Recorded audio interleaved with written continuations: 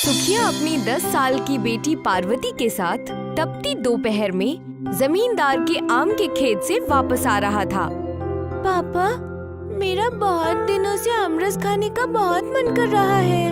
अरे पार्वती, यहाँ तो रोटी की दिक्कत आई हुई है और तेरा आमरस खाने का मन कर रहा है। पापा, आखिर हम इतने गरीब क्यों हैं? ऊपर वाले की मर्जी है पार्वती, और हमने ऊपर वाले के मर्जी का इज्जत करना चाहिए। ये बोलकर सीधे सुखिया अपनी झोपड़ी में घुस गया। झोपड़ी के अंदर घुसते ही उसकी बीवी बिंदु झल्लाते हुए सुखिया की ओर देखकर बोली, बस अपनी बेटी को यही बातें सिखाते रहना। अरे सीधे सीधे ये क्यों नहीं कह देते अपनी बेटी से कि भगवान से दुआ कर कि हमारी गरीबी दूर हो जाए, हमें भी पेट भरकर खाना मिले। बस करो बिंदु, बच्चों के सामने इस तरह की बातें नहीं करते। उनके मन में ऊपर वाले की इज्जत कम होती है।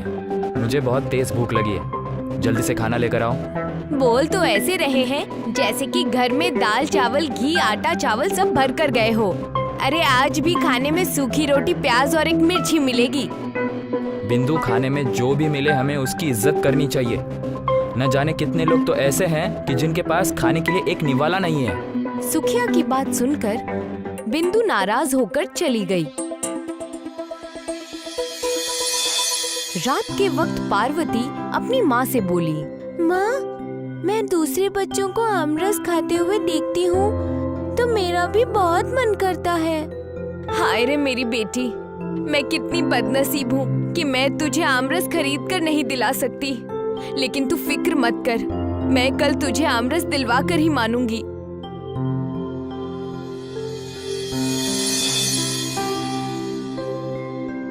अगले दिन बिंदिया बाजार में अपनी बेटी पार्वती को लेकर चली गई और एक आमरस के ठेले के सामने रुककर बोली, भैया, मेरी बेटी को आमरस पीने का बहुत मन है।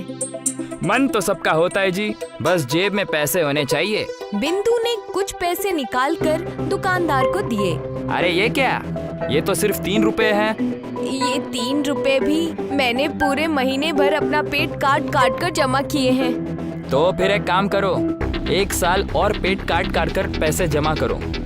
जब तुम्हारे पास 30 रुपए हो जाए तब यहाँ आना और अपनी बिटिया को आमरस का स्वाद चखा देना। बिंदु मुंह लटका कर वहाँ से जाने लगी। माँ, वो दुकानदार आपसे कितनी बदतमीजी से बात कर रहा था। हम गरीबों की किस्मत में यही लिखा होता है बेटी, लेकिन तू फिक्र मत कर, आज तो मैं तुझे आमरस दिलवा कर ही मानूंगी। चल मेरे साथ। कहाँ माँ? तेरे पापा जमींदार के खेत में काम करते हैं ना, वहाँ पर दरख्तों पर सैकड़ों आम लटके पड़े हैं। क्या जमींदार के दरख्त से हम 3-4 आम नहीं तोड़ सकते? बिंदिया अपनी बेटी पार्वती को लेकर आम के बगीचे में पहुँच गई। अरे माँ, देखो कितने सुंदर सुंदर आम लटक रहे हैं, बिल्कुल पीले पीले। इन्हें खाकर तो मजा आ जाएगा। बिंदिया ने 3 आम तोड़ लिए, लेकिन तभी वहाँ पर जमींदार अपने साथी कालिया और कल्लू के साथ आ पहुँचा। अच्छा, तभी मैं कहूँ कि मेरे बाग में आम दिन पर दिन कम कैसे हो जा रहे हैं। तेरे भिखारी पति के ऊपर तरस खाकर मैंने उसे आम की खेत पर रखा। क्या उसके लिए मैंने उसे यहाँ रखा था कि उसकी बेगम और बेटी यहाँ चोरी करे? ऐसा मत कीजिए जमींदार साहब, मेरी बेटी का आमरस पीने का बड़ा मन था। पैसे नहीं थे तो सोचा कि आपके खेत से 2-3 आम तोड़कर अपनी बेटी को खिला दूं। आखिर बच्ची ही तो है। इस तरह से तो कस्बे में बहुत से भिखारी बच्चे टहल रहे हैं, फिर जमींदार को तो अपने सारे आम भिखारियों में बांटने चाहिए। क्यों?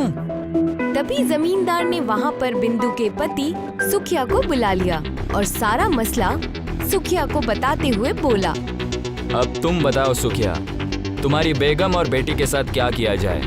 जो कोई भी मेरे आम के बाग से आम तोड़ता है, मैं उसका क्या हश्र करता हूँ। मेरी बेगम चोर नहीं है जमींदार साहब, बस वो अपने बेटी का मन रखने के लिए यहाँ चली आई। देखते क्या हो जमींदार साहब, इन तीनों को मार मार कर धक्के देकर बाहर निकाल दो। जमींदार बुरी तरह से पार्वती, सुखिया और बिंदु को अपने खेत से बाहर निकाल दिया। वो तीनों रोते हुए अपनी झोपड़ी की ओर चले गए। मगर अगले दिन जमींदार कल्लू और कालिया उनके घर पर आ धमके। जमींदार साहब, कल आपने मुझे और मेरी बेगम और मेरी बेटी को जानवर की तरह पीटा। अब यहाँ क्या लेने आए हैं? सुखिया, तेरी बेगम और बेटी मेरे बाग से न जाने कब से चोरी करते रहेंगे और इसमें तुम भी शामिल होंगे। तुमने मेरा बहुत नुकसान किया है। बस कीजिए जमींदार साहब, हम पर ऐसा इल्जाम मत लगाइए। नुकसान की भरपाई करने के लिए मुझे तुम्हारा ये झोपड़ा चाहिए और ये कस्बा छोड़कर अभी चले जाओ। जमींदार कल्लू और कालिया ने बिंदु, सुखिया और पार्वती को उनकी ही झोपड़ी से बाहर निकाल दिया। वो तीनों रोते हुए गांव के जंगल के बीच में चले गए। आपको तो भगवान पर यकीन है ना? अब क्या हुआ? मैंने अपनी बेटी का मन रखने के लिए 3 आम क्या तोड़ लिए। उसके बदले में उस जमींदार ने हमें इतनी बड़ी सजा दे दी। बिंदु ने ये बात कही ही थी कि तभी उन तीनों के कानों में एक बुजुर्ग औरत की आवाज टकराई। भगवान से मायूस नहीं होते बेटी। मुझे ये बताओ, तुम तीनों इस भयंकर गर्मी में इस जंगल में क्या कर रहे हो? बिंदु उस बुजुर्ग औरत को अपने साथ हुई सारी घटना बताते हुए कहती है। हमारा सिर्फ इतना ही दोष है अम्मा जी। अचानक उस बुजुर्ग औरत ने अपने थैले से एक बड़ा सा आम निकालकर उन तीनों के सामने रख दिया। इतना बड़ा आम देखकर पार्वती खुश होते हुए बोली, ये तो बहुत बड़ा आम है। मैंने इतना बड़ा आम अपनी जिंदगी में कभी नहीं देखा। ये कोई मामूली आम नहीं है बिटिया, ये खास तौर पर तुम्हारे लिए ही बनाया हुआ आम है। पार्वती मासूमियत से बोली, मैं कुछ समझी नहीं। सब समझ आ जाएगा मेरे जाने के बाद। अभी मैंने जो आम दिया है उसके अंदर आम रस के साथ साथ आम के कई गांव समाये हुए हैं। आखिर कौन है आप? मेरे जाने के बाद इस आम को काटना। कुछ दिनों बाद मैं तुम्हें खुद बता दूंगी कि मैं कौन हूँ। इतना बोलकर वो बुजुर्ग औरत चली गई। मुझे तो बहुत भूख लगी है माँ, जल्दी से मुझे ये आम काट कर खिला दो ना। पार्वती ने जैसे ही उस आम को काटा, अचानक एक तेज धमाके के साथ वहाँ पर एक बहुत खूबसूरत आम का घर बनकर तैयार हो गया, जिसकी छत पर हर जगह बड़े बड़े आम ही आम लटक रहे थे। अरे माँ, वो बुजुर्ग औरत सही कह रही थी, ये तो जादुई आम का घर है। बिटिया, सिर्फ आम का घर ही नहीं बल्कि ये तो आम रस का भंडार है। ऊपर वाले ने हम पर एहसान किया है। उस दिन के बाद वो तीनों उसी घर में रहने लगे। अगले दिन बिंदु ने छत पर लटक रहे आम को जैसे ही तोड़ा कि तभी एक धमाके के साथ वहाँ पर आम का दूसरा घर भी बन गया। बिंदु अपने पति से बोली, ये तो बहुत ही चमत्कारी आम दिखते हैं। तुम ठीक कह रही हो बिंदु। हम जिस आम को तोड़ रहे हैं वो आम के घर में बदल रहा है, पर उस घर में भी हजारों आम लटके हुए हैं। यहाँ तक कि घर के अंदर बिस्तर, कपड़े, तरह तरह के खाना सब आम के बने हुए हैं। मेरे दिमाग में ख्याल आ रहा है, क्यों ना आप आमरस का ठेला लगाकर गांव में मुफ्त में बांटे और जिन लोगों को जमींदार ने उनके घरों से निकाल दिया है उन्हें यहाँ लेकर आ जाइए। हम पर भगवान ने रहम दिखाई है तो हमारा भी फर्ज बनता है कि हम भी उन गरीबों की मदद करें। तुम ठीक कह रही हो बिंदु। मुझे हमेशा से यकीन था कि तुम मन से भी इतनी ही अच्छी हो। सुखिया उस दिन से आम का ठेला लगाकर गांव में सभी लोगों को मुफ्त में आम रस बांटने लगा। एक दिन एक गरीब आदमी सुखिया के पास आकर बोला, क्या तुम मुझे थोड़ा सा ज्यादा आम रस दे सकते हो? अरे भाई, तुम्हारी जितनी मर्जी है उतनी खाओ। मैं बहुत गरीब आदमी हूँ, मेरे पास रहने को घर भी नहीं है। कुछ दिन पहले ही जमींदार ने मुझसे जबरदस्ती अंगूठा लगवाकर मेरा घर मुझसे छीन लिया। मेरा खानदान बहुत दिनों से भूखा है। तुम फिक्र मत करो, तुम अपने खानदान को लेकर मेरे साथ चलो। वो आदमी अपने परिवार को लेकर सुखिया के साथ चला आया। जंगल में बने हुए आमरस के गांव को देखते हुए हैरानी से बोला, ये तो आमरस का पूरा कस्बा है। भैया, तुम इसमें से एक घर चुन लो और यहाँ आराम से रह सकते हो।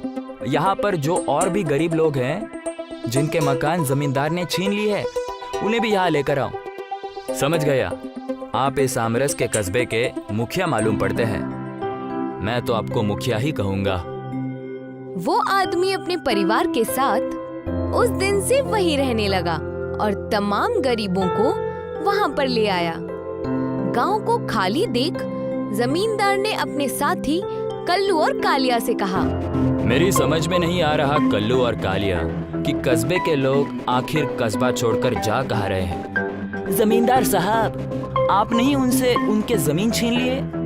अब वो कहीं भी जाए, हमें उनसे क्या मतलब। मैंने उनके घर उनसे छीन लिए थे ताकि वो हमारे आम के बगीचे में गुलामी करें। वो यहाँ से चले जा रहे हैं। जो नज़ारा मैंने कल अपनी आंखों से देखा है, अगर मैं आपको उससे बताऊंगा तो आप मुझ पर यकीन नहीं करेंगे। क्या मतलब है तुम्हारा? यहाँ से कुछ ही दूर एक घना जंगल पड़ता है ना, वहाँ मैंने एक आम रस का पूरा कस्बा देखा है। और जानते हैं उस आम रस के कस्बे का मुखिया कौन है? कौन है? सुखिया। तभी मैं कहूँ कि मेरे कस्बे में जितनी दुकानें हैं वहाँ पर आम बिक क्यों नहीं रहे हैं। अगर ऐसी बात है तो फिर मैं सुखिया और उसके खानदान को मारकर वहाँ भी कब्जा कर लूंगा। चलो मेरे साथ। जमींदार कल्लू और कालिया को लेकर सीधे आमरस के गांव में घुस गया। जमींदार को देखकर सुखिया बुरी तरह से चौंकता हुआ बोला, आप यहाँ क्या करने आए हैं? जाहिर सी बात है, मेरा काम कब्जा करने का है और इस कस्बे में भी कब्जा करने आया हूँ। तभी एक दरख्त पर लटक रहे एक बड़े से आम में एक तेज धमाका हुआ। अचानक वही बुजुर्ग औरत उस आम के अंदर से निकलकर उन तीनों के सामने आकर खड़ी हो गई और एक खूबसूरत औरत में तब्दील हो गई। जमींदार कल्लू और कालिया उसे देखकर बुरी तरह से डर गए। आप तो वही बूढ़ी औरत है ना जिन्होंने मुझे वो जादुई आम दिया था? आप तो खूबसूरत औरत में बदल गई। मैं आम रस की रानी रसीली हूँ। जब इस जमींदार का अत्याचार हद से ज्यादा बढ़ गया, तब मुझे तुम्हारी मदद करनी पड़ी, क्योंकि तुम्हारा मन सच्चा था और तुम्हारे मन में इंसानियत थी। जबकि इसके विपरीत जमींदार और उसके दोनों साथी इंसानियत के नाम पर कलंक हैं। इतना बोलकर उस खूबसूरत औरत की आंखों से पीले रंग की किरणें निकलने लगी और देखते ही देखते जमींदार कल्लू और कालिया एक छोटे से आम में तब्दील हो गए। अब ये हमेशा आम के रूप में ही रहेंगे और ये आम रस का गांव आज से तुम्हारा है। इतना बोलकर वो खूबसूरत औरत वहाँ से गायब हो गई। सुखिया आज भी आम रस के गांव का मुखिया है। सोनू एक कबाड़ी था। वो घरों के कबाड़ इकट्ठा करके फरोख्त किया करता था। उसे मजबूरन ये काम करना पड़ता था। सब इतने अच्छे कपड़े पहनते हैं, मालूम नहीं मेरी जिंदगी में अच्छे कपड़े कब नसीब होंगे। लगता है जिंदगी कबाड़ों के बीच ही गुजर जाएगी। एक रोज उसे रेहड़ी पर आम फरोख्त करता हुआ नजर आया, जिन्हें देखकर उसके मुंह में पानी आ जाता है। वो रेहड़ी वाले के पास जाता है। भाईजान, एक आम दे दो, बहुत भूख लगी है। 30 रुपए का एक आम है, ला 30 रुपए। मेरे पास पैसे नहीं है। तो मेरे पास आम भी नहीं है, चल दफा हो जा। दुकानदार उसे धक्के मारकर वहाँ से भगा देता है। सोनू ललचाई नजरों से आमों को देखता हुआ वहाँ से चला जाता है। चलते चलते वो एक पार्क में पहुँचता है। वहाँ पर प्रकाश और अनिल नाम के 2 लड़के आम खा रहे होते हैं। हाँ भाई, यार देख मेरे अब्बा कितने अच्छे आम लेकर आए हैं। अरे वाह, आम तो देखने में बहुत ही अच्छे लग रहे हैं। चल जल्दी से निकाल और खाते हैं। ये कोई आम नहीं है, बहुत खास आम है। महंगा भी बहुत होगा, बहुत महंगा है। मेरे अब्बा ने बाहर से मंगाया है। मुझे आमों का बेहद शौक है ना, इसलिए आम खाना तो मुझे भी बहुत अच्छा लगता है। अब और सब्र नहीं हो रहा, जल्दी से आम निकाल, खाते हैं। अनिल और प्रकाश आम को खा ही रहे होते हैं। तभी वहाँ सोनू पहुँच जाता है और उन्हें आम खाता देख अपने होठों पर जीभ फिराता है। अरे इस कबाड़ी को देख, हमें आम खाता देख कैसे ललचा रहा है। क्या आंखें फाड़ कर देख रहा है? क्या कभी आम नहीं देखा? आम खाना है क्या? सोनू हाँ में गर्दन हिला देता है। वो उसकी जानिब आम बढ़ाते हैं। जैसे ही सोनू आगे बढ़ता है वो आम को पीछे खींच लेते हैं और सोनू आम को पकड़ने के लालच में मुंह के बल गिर जाता है। आया बड़ा आम खाने वाला, औकात है तेरी? औकात तो गुठली के लायक भी नहीं है।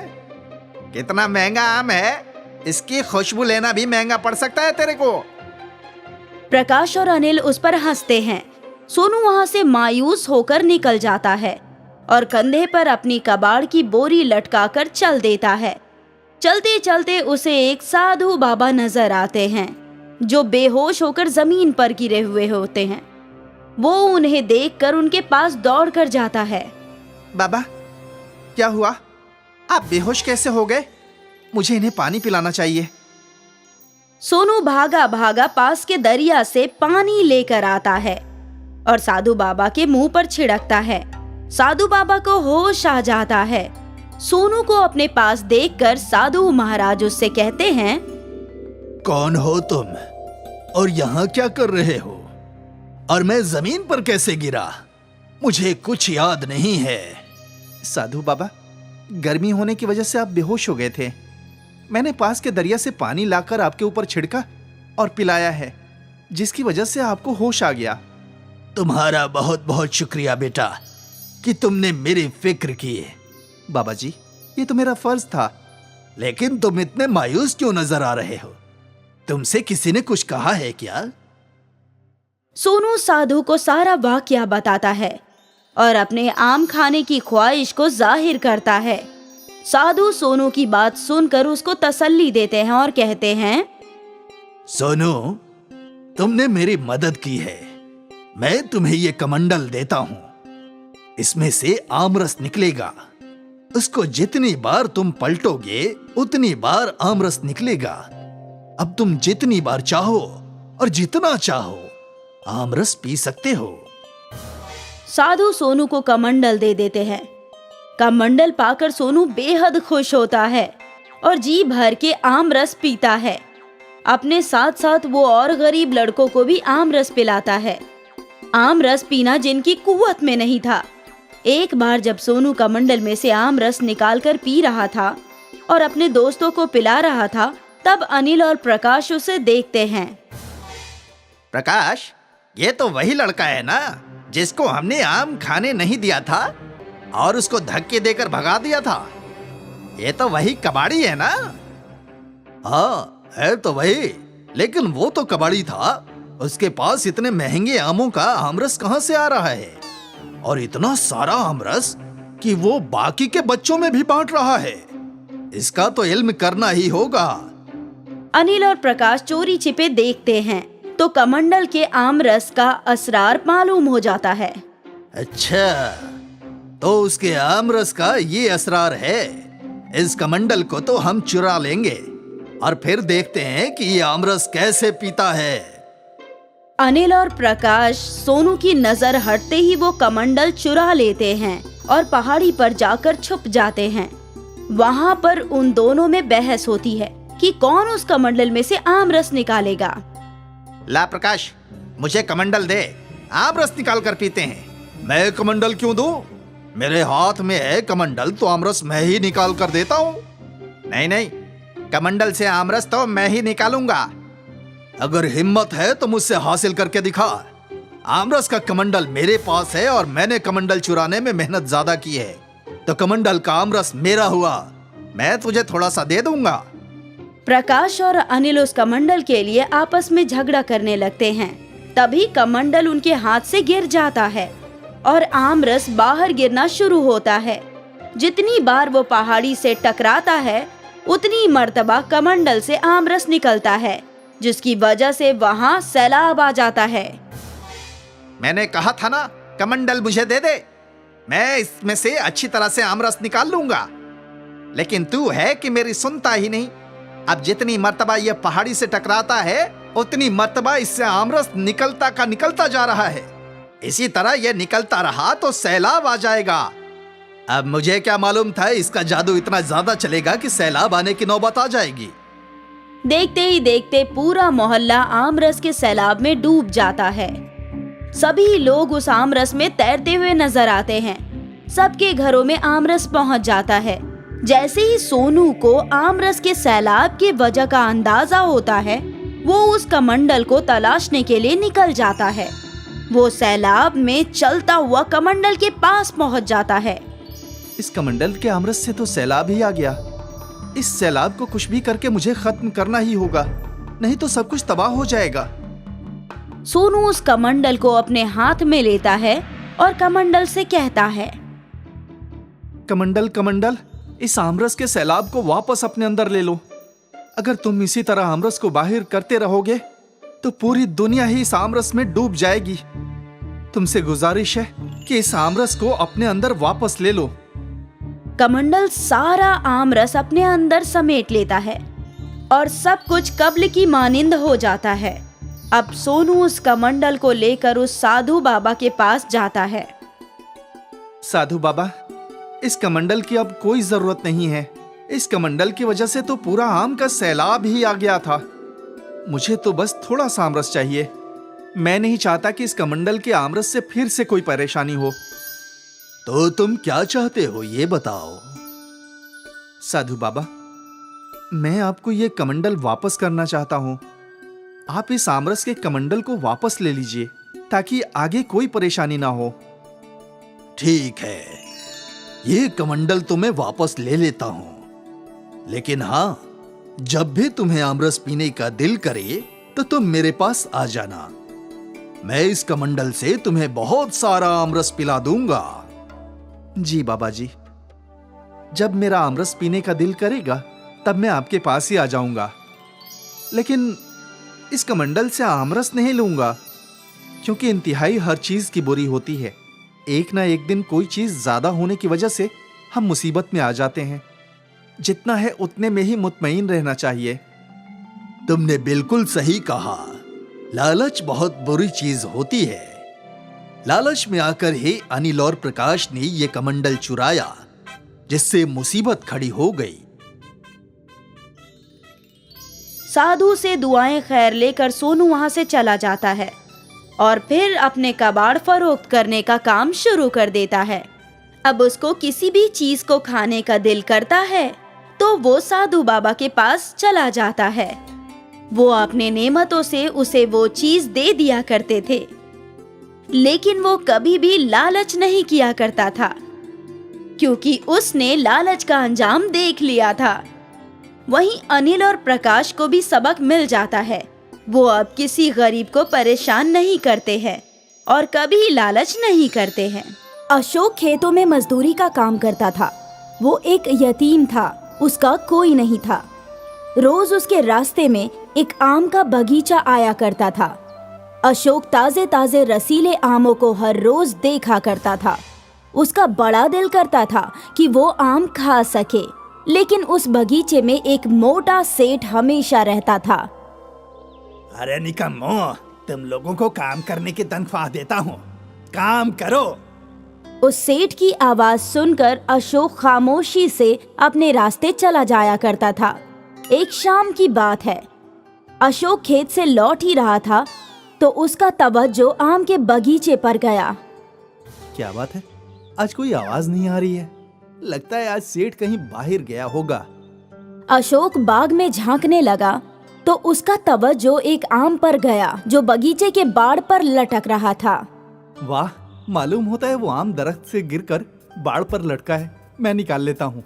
अशोक बाड़ पर चढ़ने लगा और नीचे कूद गया। उसने आम निकाल लिया। अरे चोर, मेरे बागीचे से आम चुरा रहा है। वो सेठ चीखता हुआ उसके करीब आया। मैंने चोरी नहीं की जनाब। अच्छा, तो ये आम कहाँ से आया? नहीं सेठ जी, मैंने चोरी नहीं की। ये आम बाड़ पर लटक रहा था, मैंने तो बस इसे बाड़ से उठाया। ये आम है तो मेरे ही बाग का ना। तुमने बगैर इसके पैसे दिए इसे उठाया तो ये चोरी ही हुई ना। चाहूं तो अभी पुलिस बुलाकर तुझे गिरफ्तार करवा सकता हूँ। नहीं नहीं नहीं सेठ जी, आप ये आम रख लीजिए, आप मुझे माफ कर दीजिए। हाँ हाँ, दफा हो जाओ, आइंदा मेरे बागीचे के आसपास भी नजर नहीं आना। पैसे वैसे तो होते नहीं हैं और चले आते हैं मुफ्त के आम खाने। अशोक उस बगीचे से आगे बढ़ गया। वो अपने गांव के करीब पहुंचा तो उसकी नजर एक ज़ईफा खातून पर गई जो आम की टोकरी के पास खड़ी थी। अरे बेटा, जरा इस टोकरी को उठाने में मेरी मदद कर दो। अशोक ज़ईफा खातून के पास गया। अरे अम्मा, ये तो बहुत वजनी लग रहा है, क्या आप इतना वजन उठा पाएंगी?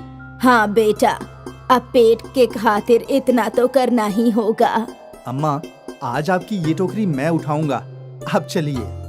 मेरी वजह से तुम क्यों तकलीफ उठाओगे बेटा? अरे अम्मा, मैं आपके फर्जंद की मानिंद हूँ, मुझे उठाने दीजिए। अशोक ने वो टोकरी उठा ली और चलते चलते अम्मा से गुफ्तगू करने लगा। अम्मा, टोकरी भरी हुई है, क्या आज ज्यादा फरोख्त नहीं हुए? नहीं बेटा, आज खरीदार तो आए थे, लेकिन वो इतने सौदेबाजी कर रहे थे कि मेरी लानत भी ना निकल पाए। जिंदगी बेहद मुश्किल है और अगर भरी हुई टोकरी घर ले जानी पड़ी तो ज्यादा तकलीफ होती है। मैं समझता हूँ। चलते चलते वो लोग भीड़ भाड़ वाले इलाके में पहुँचे। अशोक ने टोकरी नीचे रख दी। ताजे रसीले आम ले लो, आम, ताजे मीठे आम ले लो। अशोक की आवाज सुन कुछ खरीदारों का तवज्जो उसकी जानिब गया और उन्होंने अम्मा से आम खरीदे और उन्हें पैसे अदा किए। तकरीबन आधे आम फरोख्त हो गए और अम्मा के चेहरे पर खुशी आ गई। कुछ देर बाद अशोक ने टोकरी वापस सिर पर उठा ली और अम्मा के पीछे पीछे चलने लगा। अशोक ने वो टोकरी अम्मा के घर में रख दी। अम्मा, कल से मैं रोज आपकी मदद करने आऊंगा। अरे बेटा, मेरी वजह से तुम इतनी परेशानी मत उठाओ।